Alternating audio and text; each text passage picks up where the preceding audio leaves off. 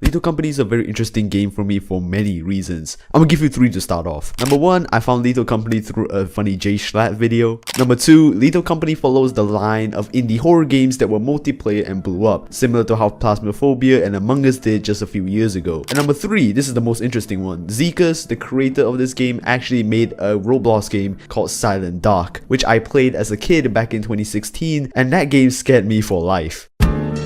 Roblox developers leaving Roblox to go solo is a very rare thing to happen because number 1, most developers on Roblox typically don't have the chops to go up against the competition that the main gaming industry has, so they would just rather stay at Roblox where the competition is usually much lower. But Zeekus actually isn't the first to deviate from Roblox. We can also look at the creator of Unturned. He was actually a Roblox developer at first, and Dead Zone was the original name for Unturned before he decided to quit Roblox because the support that Roblox has for its game developers at the time and even now is just terrible. So it's rare that this happens, but he's not the first and definitely won't be the last. Right now there's so many angles that I want to look at with this game, from the creator's origin story to the impact that this game has and basically what he has done for gaming in general. So yeah, let's start from the very beginning.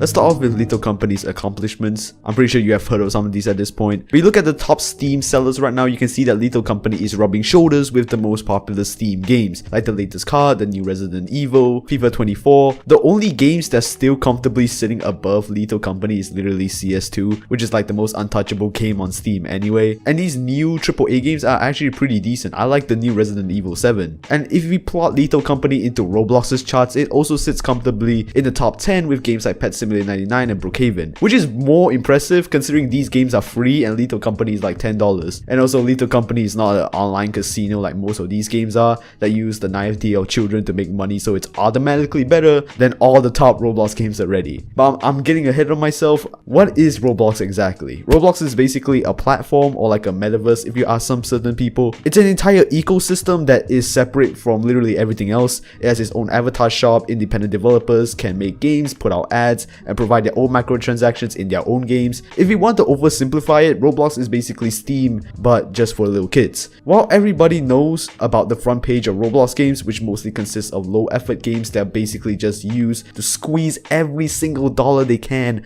out of the young children that play this game, there's an underground of good Roblox games made by some pretty talented developers. Usually every year there are a few good projects like this. You may have heard some of them before: Doors, Frontlines, Fighting. These are just some of my favorite examples. And for 2016, like 7 years ago, one of those Roblox gems, in my opinion at least, was Silent Dark, which was one of Zeekus' first Roblox projects. Lethal Company's story is really a one about persistence. If I have to describe this whole thing, persistence will probably be the right word, because Zeekus had to make many horror games to get Lethal Company out. And the best thing about his story is that it's so well documented, which is very rare nowadays. When you usually find indie developers that pop up out of nowhere, their whole life is pretty much a mystery. You don't know what are their previous projects, what they have been doing, what they were like when they were younger. Zeekus has his whole game development story documented from A to Z, and that's what makes his story so interesting. So let's start from his beginnings in Roblox.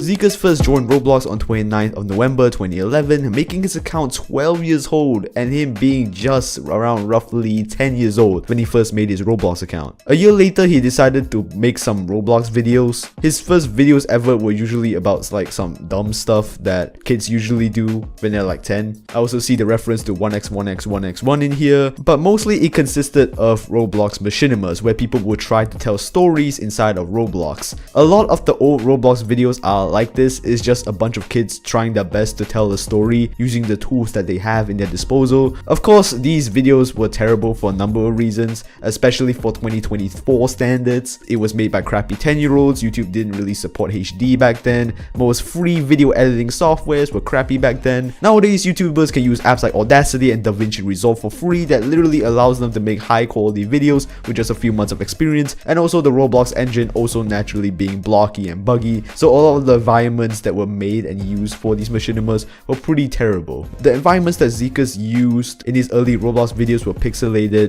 and the stories never really made much sense. But keep in mind, he wasn't even in middle school yet when he made these, so it's actually really impressive in my opinion. The modern reincarnation of these Roblox machinimas have been turned into animation. Just type up Roblox animations, you can see what they look like. While Zeekus never really went down that road, you can see that he had a thing for horror games right off the bat. One of his first ever horror games that were made around this era was Dark Mansion. I think it was his first ever horror game on Roblox. He then went on to make these 2D experimental games, which were in my opinion really cool. Doodle is especially my favorite. What he basically did was that he constructed a Roblox map that were inspired from pictures that he and other people drew from real life. Bro, this idea is insane. This is some really impressive stuff, and it's actually really creative. If we're gonna talk about his Roblox career, his magnum opus definitely goes to Silent Dark and Lightbulb. These games were a bit later, around 2015-2016-ish, and so by now, Zeekus had already had a few years using the Roblox studio. He was making games that were more fleshed out, and Roblox engine had progressed to this point where the environments that he was able to use for his horror games weren't good, but just acceptable quality. And by the way, he even got 2 Roblox Bloxy nominations for best single player game in the single year back in 2016, and he literally lost to a game called Island Adventure that doesn't even exist anymore when I type it up in the search bar. Silent Dark is a game that's very personal to me because it was a game that freaked me out as a kid. It was personally one of my first horror games that I've ever played. I've never played Lightbulb though. I played it on my little iPad back in 2016, and somehow I managed to complete the game, although I could never really understand its message or what it was trying to say. The original game that is found on Zeekus' account is broken because it hasn't been updated in so long and just it hasn't been maintained, but there is an unofficial remade version that fixes the game that I linked in the description. And revisiting it now as a teenager, Silent Dark actually really holds up in my opinion. To explain, Silent Dark is this game where the protagonist is being tormented by this monster. It haunts him from the shadows, occasionally making slight jump scares here and there, but it just never shows itself too much for the majority of the story. When you play through the game, there's always this feeling of doubt that you're just imagining everything that is going on, that in reality there's just no monster haunting you. You're even prompted sometimes to just sleep it off as if it was just a bad nightmare. But there's another side of you that thinks that monster is actually real and you can't sleep. Eventually, by the end of the game, you're forced to confront the darkness, and yeah, that's basically how the game ends. It holds up very well for a game made like 7 years ago, and it's still very close with many Roblox horror games coming out right now in my opinion. Basically, the lesson that Silent Dark is trying to tell you is facing your fear of the darkness of anything, that the problems that you're trying to escape from by sleeping it off or brushing away, they will never go away unless you confront them directly, like how the protagonist steps into the darkness at the end of the game. It's some really simple stuff, but it works in my opinion. It really scared me as a kid. This game, Silent Dark, it was made by Zeekus in his teenage years. I'm focusing a lot on this era of his career in this video because it's really fascinating to see someone developing the skills throughout the years. I think many people watching this can relate to me. Sometimes I would just go on to the oldest videos on my favorite YouTubers and just see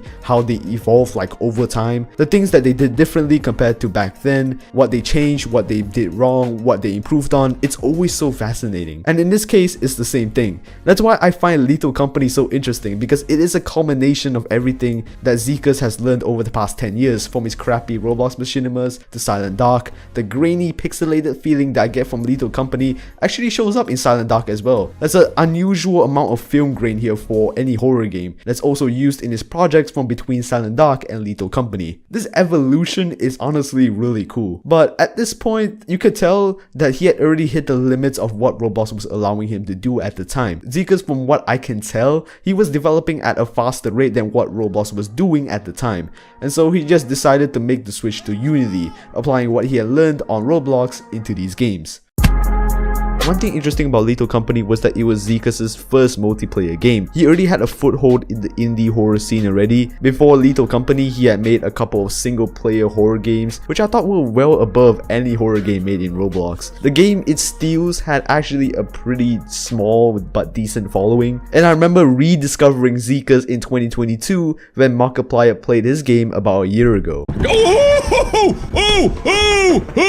When you look at the games he made during this era, you can see that a lot of it is built off of the foundations of his Roblox games, but thanks to the Unity engine as well as him just naturally gaining more experience from just making more games, these games are much bigger, ambitious, and simply just better horror games than whatever he made on Roblox. One of the things that I loved about his single player games was that a lot of the story of these single player games are actually deep and really fun to follow along with, but this was mostly lost in transition with a multiplayer game like Lethal Company that actually doesn't really have a story but just mainly focuses on like the gameplay elements itself. It might be a good idea to have lore elements into Lethal Company. I think expanding on the lore of the game may be a good idea, and this may happen in the future updates. It's still in early access right now though, so there isn't really much time for that just yet. My personal favorite project from this era of his game development career is The Upturn. Unlike his other games like It Steals, Dead Cedar, Silent Dark, most of these games feel very similar because they're all very serious in tone. There isn't really that much for laughs over here. The Upturn is actually very different compared to what he usually makes. His signature style is still there, but it has a bit of a comedy, I guess, a bit of a comedy twist to it. I thought that game was really cool, to be honest. And also the soundtrack for this game is insane, bro. I love this shit.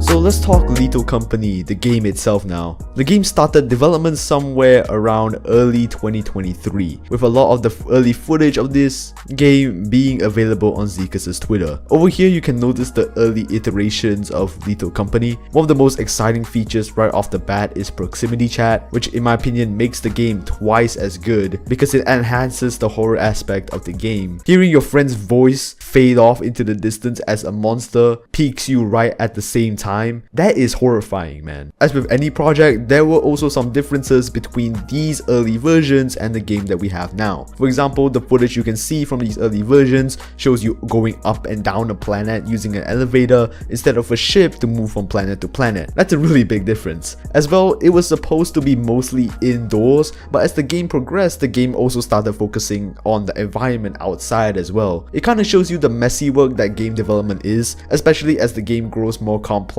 with new ideas forming, the game molds and changes to ways that you just never expect, until finally you're happy with a final product and you push it out to the world. And you always never know what your game will look like if you never change your game with that idea. Will Lethal Company still be popular if it stuck to its original idea? We have no clue. Fast forward to release, it was premiered at the October Steam Next Fest, which is basically like an event that allows developers to show off their latest games and give demos to the public to build off a following, and the game officially released on October 23rd, and honestly it's just been a crazy ride since then. If you have never played the game before, this is basically how the game works. You and your friends work for this really dodgy company. It's shown in like the trailer. The company is Hi. Basically what you have to do is that you have to visit planets with your friends to get scraps for this company to turn a profit, and you need to cross a certain profit threshold before the deadline hits, and if you don't do that, you and everybody else dies. Now can actually not wait any longer. But while you're trying to get the scraps in these godforsaken planets, you have to fight through monsters that are inspired based off of NPCs. You can also buy stuff that aids you in the mission as well against these monsters. You can buy a golden toilet for 1,250. It's a game with a very simple concept. It's completely different from whatever Zeekus made before. Zeekus has always made single player games before this, but he has mostly been breaking out from that style. But Lethal Company is of course his first ever multiplayer game. It still features horror aspects, but it no longer features a story. It's no longer too serious in tone compared to the rest of his other games.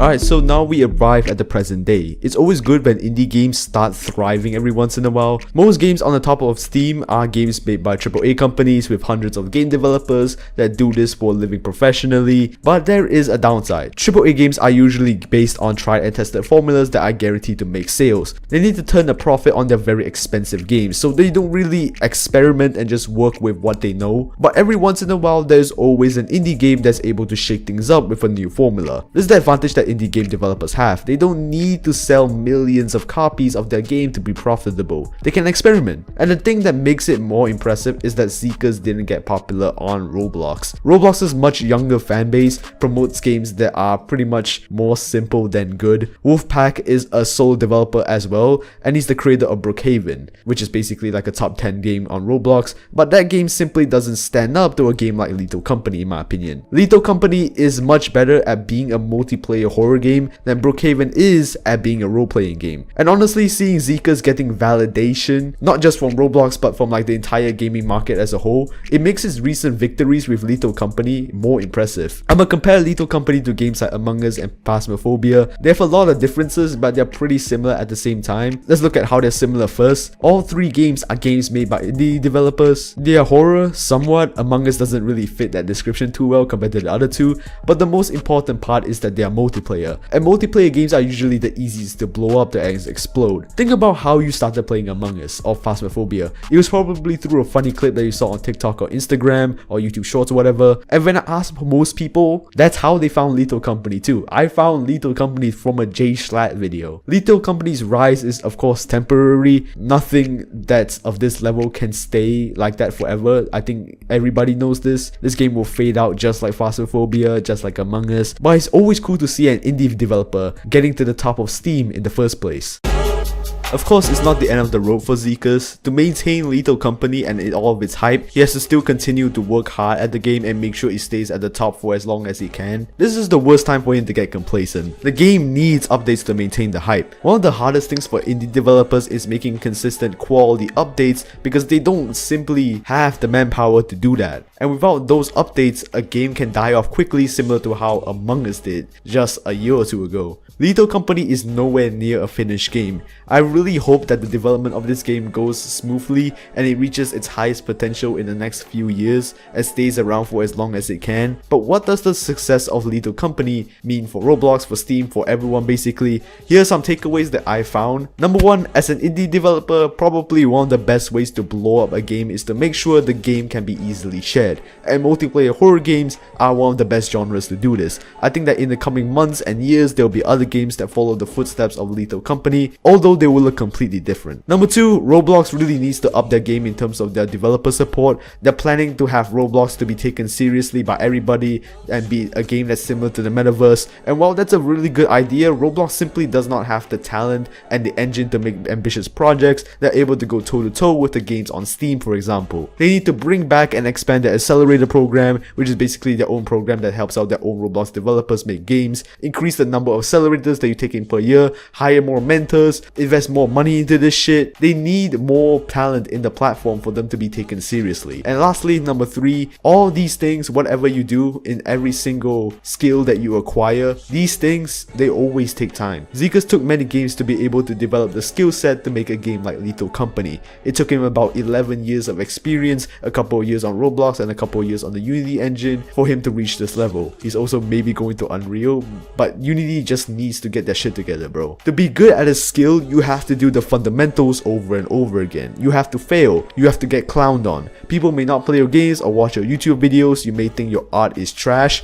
but you just have to iterate on your previous work and just make more. And eventually you'll hit gold with a game like Lethal Company. 11 years. That is a lot of time. For some people watching this, that may be their whole lives. But that is how long it takes to get good at something. And you have to pay the price with time. So yeah, buy Lethal Company. It's a great game if you haven't already. That's literally all I have to say about that game. What an amazing story, man. And I really hope to see how this game evolves in the future. That's about it for me. Thank you guys so much for watching. Here's a video that you can check out right now. And yeah, I'll see you guys later. Peace.